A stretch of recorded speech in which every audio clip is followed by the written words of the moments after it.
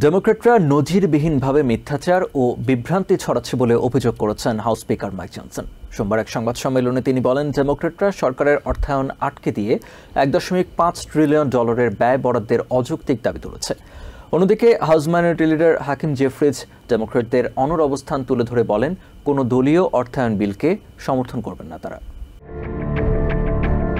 চলমান অচলাবস্থা দেশের ইতিহাসের দীর্ঘতম সরকারি অচলাবস্থায় পরিণত হওয়ার দ্বারপ্রান্তে। শাটডাউনের 34তম দিনে আয়োজিত সংবাদ সম্মেলনে হাউস স্পিকার মাইক জনসন বলেন, ডেমোক্র্যাটদের অযৌক্তিক ও অন্যায় আচরণে ক্ষুব্ধ তারা।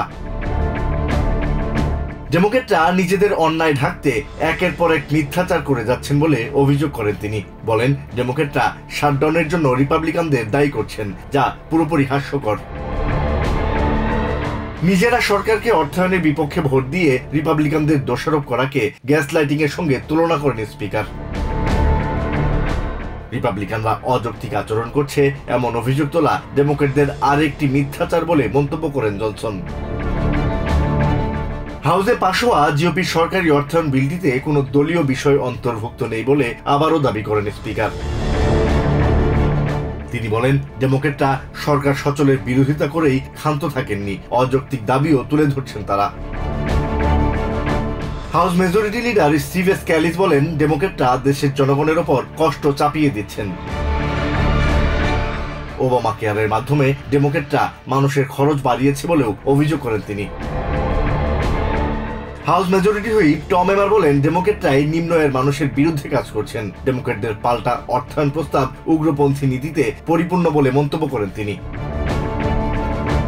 অন্যদিকে আলাদা সংবাদ সম্মেলনে house minority leader Hakeem Jefferies আবারও বলেন, দ্বিদলীয় সমাধানের উপায় খুঁজে বের করতে ডেমোক্র্যাটরা সরকারের সঙ্গে আন্তরিকভাবে আলোচনার জন্য প্রস্তুত। রিপাবলিকানদের বিলটি দেশের মানুষের স্বাস্থ্যসেবাকে ধ্বংস করে দেবে উল্লেখ করে জেফ্রিজ জানান, ডেমোক্র্যাটদের অবস্থান পাল্টাবে না। তিনি বলেন, রিপাবলিকানদের দায়িত্বজ্ঞানহীন আচরণে দেশের বেশিরভাগ মানুষের অসন্তোষের কথা বিভিন্ন জরিপে উঠে আসছে।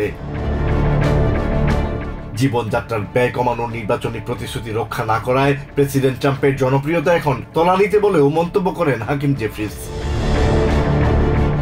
Asad Riyel, TVN 24 news desk. New York থেকে সম্প্রচারিত টিভিএন 24 টেলিভিশন বিশ্বজুড়ে বাঙালির কণ্ঠস্বর।